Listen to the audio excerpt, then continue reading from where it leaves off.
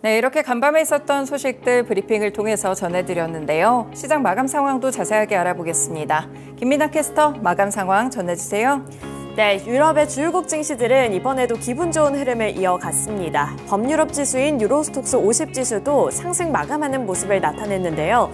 보시면 1% 넘는 강세를 기록했고요. 무려 2% 가까이 되는 상승률이었습니다. 4,100포인트 선 회복을 한 이후에 4,169포인트 선에서 종가를 기록해내는 모습이었는데요.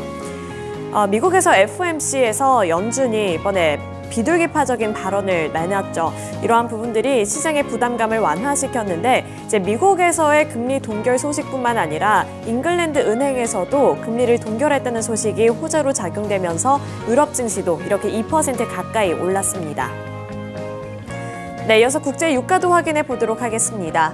국제 유가는 2% 넘게 올랐고요. 82.48달러의 종가를 기록했습니다. 2.54% 상승해주는 강세를 나타냈는데 달러가 약세를 기록하고 또 금리가 하락한 영향으로 이렇게 국제 유가가 4거래일 만에 반등해줬습니다. 그리고 중동에서도 리스크가 더욱더 격화되는 조짐이 나타나면서 국제 유가가 다시 한번 이렇게 2% 넘게 치솟았다는 점도 확인해 보셔야겠습니다. 네, 이렇게 국제 유가와 유럽 증시 마감 상황 전달해 드렸는데요. 이어서 미국 증시는 어떻게 마무리 지었을지 SH인베스트먼트 김선영 연구원 연결해 보겠습니다. 네, 연구원님 안녕하세요.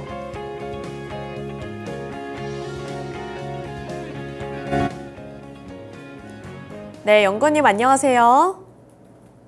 네, 안녕하십니까. 네, 지난밤 뉴욕 증시 분위기 어땠나요?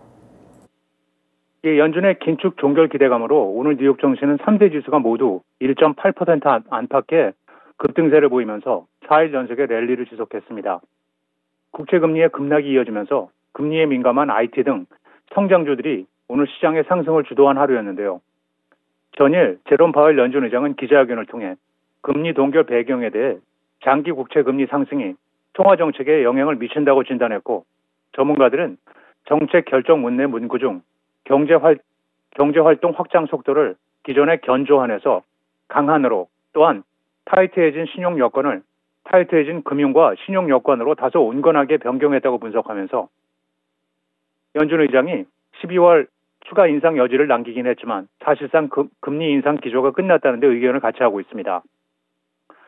오늘 특징 종목들을 보면 당뇨병 치료제인 몬자로의 판매 급증에 힘입어 예상을 상회한 분기 실적 발표로 대형 제약사 일라이 릴리가 4.6% 상승했던 반면 노르웨이가 적용하고 있는 이른바 행동 기반 광고 금지 조치가 유럽 30개국 전체로 확대된다는 뉴스로 메타 플랫폼즈는 0.3% 하락했으며, 그 외 오늘 전업종이 상승했던 가운데 벤치마크인 10년 만기 국채금리는 전일 대비 하락한 4.669%, 달러 인덱스는 0.7% 하락했고, 공포지수로 여겨지는 변동성 지수 VIX는 7.5%의 급락으로 거래를 마쳤습니다.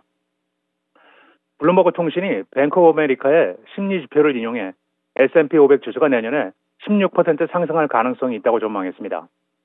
블룸버그는 월스트리트 전략가들의 주식 추천을 집계한 BOV의 이른바 역발상 지표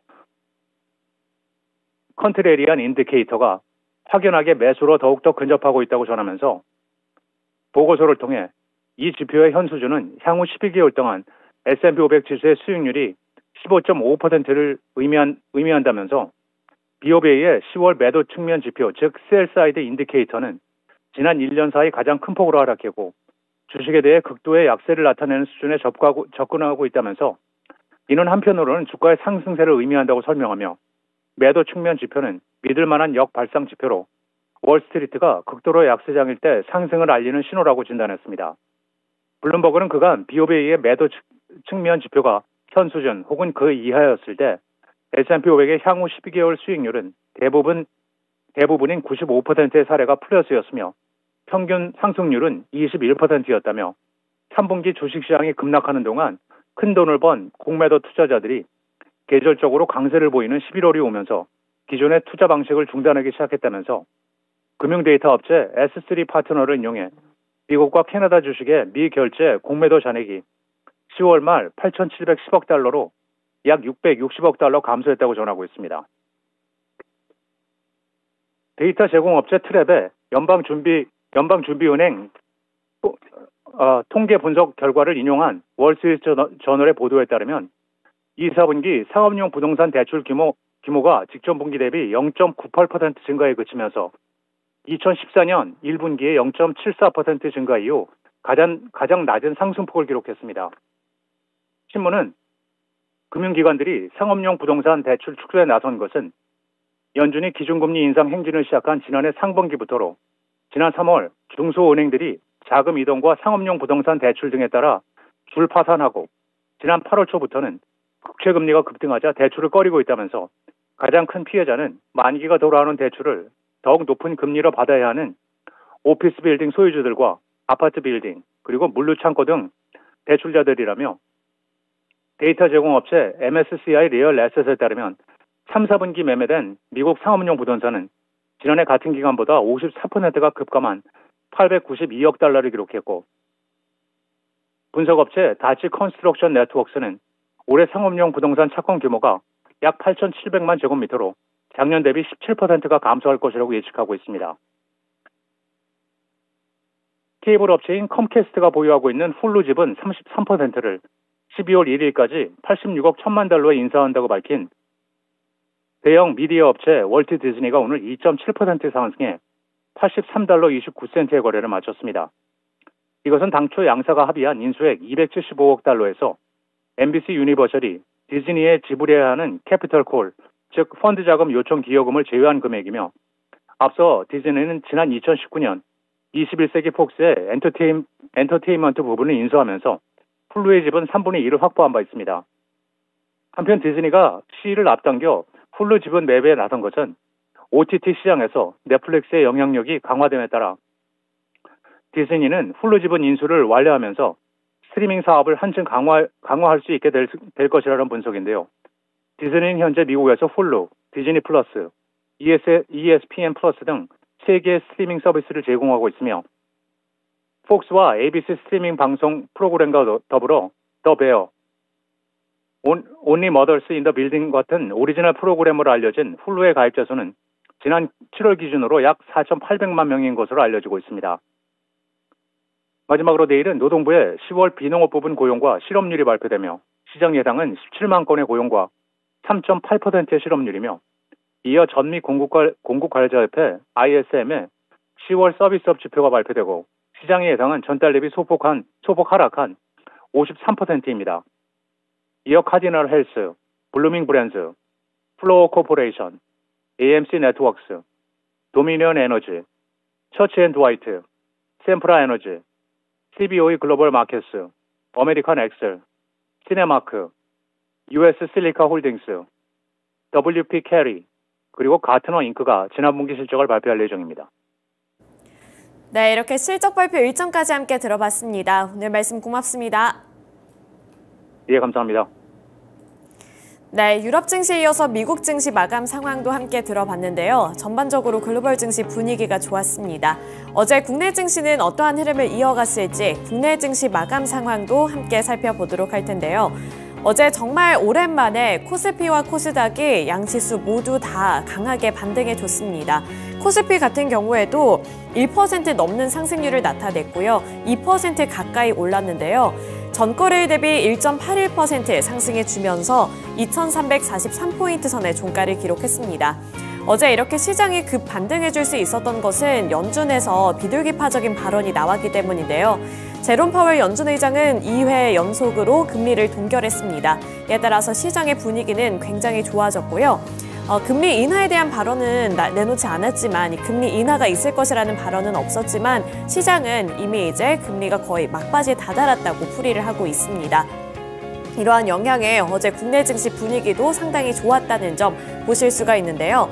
시가총액 상위 종목들 흐름 보시면 전반적으로 강세를 기록했습니다. 우선 반도체 투톱을 확인해 보시더라도 반도체 투톱 일제히 강한 흐름으로 거래를 마쳤는데요. 삼성전자가 1.6% 강세를 나타냈고요. SK하이닉스는 4% 넘게 올랐습니다. 4.16%의 오름세를 연출했는데 삼성전자는 1% 넘게 급등해주면서 69,700원의 종가를 기록했습니다.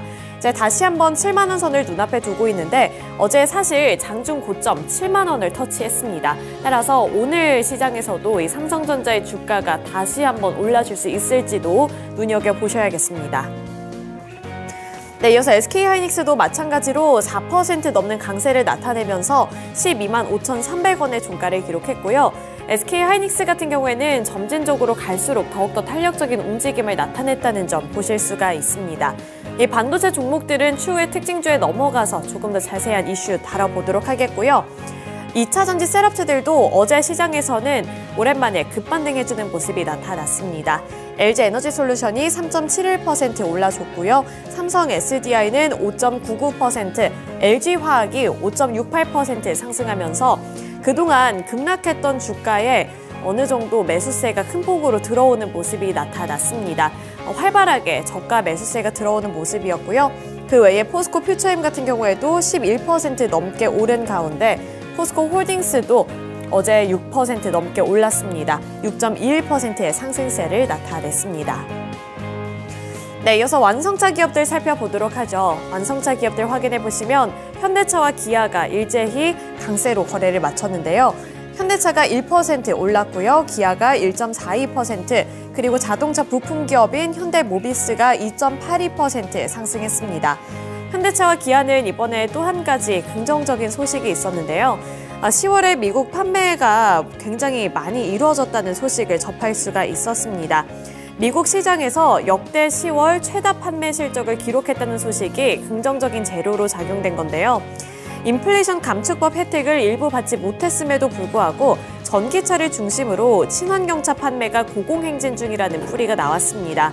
현대차와 기아는 올해 1월에서 10월까지 미국에서의 누적 판매량이 137만 6,175대를 판매했다고 밝혔는데요. 이는 지난해 같은 기간과 비교했을 때 13.7% 성장한 역대 최대치입니다. 이러한 소식에 현대차와 기아 쪽으로도 매수세가 유입되면서 일제히 1% 넘게 올랐습니다. 네, 그리고 어제는 전반적으로 금리에 대한 부담감이 완화되는 시장이었습니다. 이에 따라서 성장주들도 함께 동반 탄력을 받아 나가는 모습이었는데요. 인터넷 플랫폼주에서 네이버가 1.65% 상승해주는 모습이었습니다. 또 제약바이오 섹터에서도 삼성바이오로직스 1.28% 오른 가운데 셀트리온이 0.27% 상승하며 거래를 마쳤습니다. 네, 이렇게 코스피 시장 살펴봤는데요. 이어서 코스닥으로 넘어가 보도록 하겠습니다. 코스닥은 어제 더욱더 분위기가 좋았습니다. 상승 탄력을 제대로 받는 모습이었는데 어제 코스닥 지수를 확인해 보시면 외국인과 기관의 수급이 모두 다 유입되면서 4% 넘게 올랐습니다. 4.55% 상승한 772.84포인트 선에 종가를 기록하는 모습이었는데요. 그 중심엔 마찬가지로 2차 전지주들의 급반등이 있었습니다. 에코프로 그룹주들의 활약이 어제 대단했는데요. 에코프로가 8.71%의 강세를 기록한 가운데 에코프로 BM이 오랜만에 두 자릿수 대 급등세를 연출해줬습니다. 15% 넘게 상승해주는 모습이었는데요. 에코프로는 8% 넘게 오르면서 64만 9천 원을 터치했고요. 고점 부근에서 종가를 기록했습니다. 에코프로 BM 같은 경우에는 15% 넘게 올라주면서 21만 7천 원의 종가를 기록했는데 장 초반에 비해서 장 후반부로 갈수록 더욱더 상승폭이 확대되는 모습이었고요.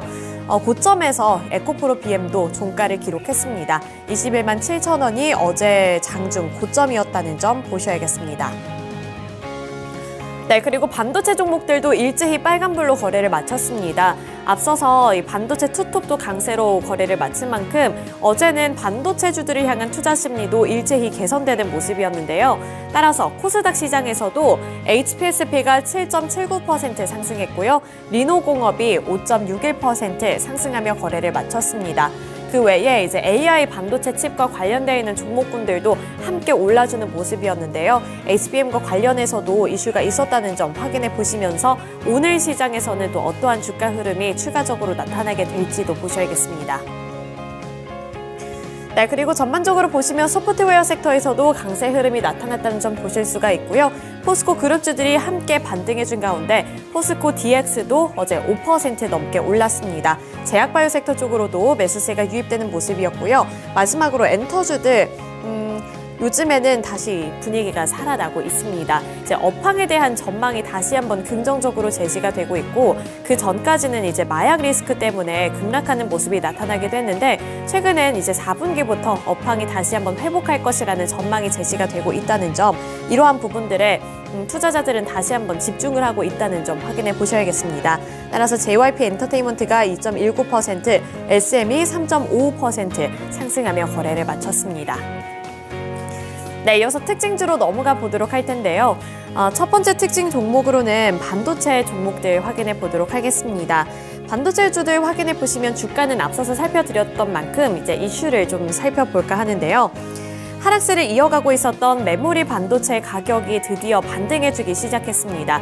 이에 따라서 이 삼성전자와 SK하이닉스의 감산 효과가 본격적으로 나타나기 시작했다라는 풀이가 나오면서 전반적으로 이 반도체주를 향한 투자 심리가 일제히 개선되는 모습이었는데요.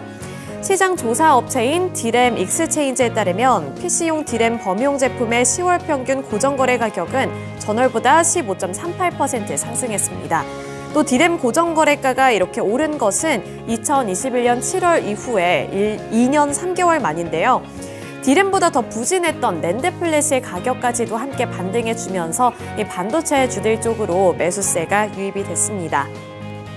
또 여기에 이어서 미국의 반도체 기업인 AMD가 향후 전망을 긍정적으로 제시했다는 점도 좋은 재료로 작용이 됐는데요. AMD는 AI 반도체 매출을 낙관적으로 제시했습니다. 내년에 20억 달러 AI 반도체 매출을 기록할 것으로 전망한 건데요. AMD의 최고 경영자는 4분기에 AI 칩인 그래픽 처리 장치인 GPU 매출을 약 4억 달러를 기대한다고 밝혔고요. 그 내년에는 20억 달러를 돌파할 것으로 밝히면서 AMD의 주가도 9% 넘게 오른 가운데 수요일 시장에서 미국의 필라델피아 반도체 지수도 2% 넘게 급등을 했습니다.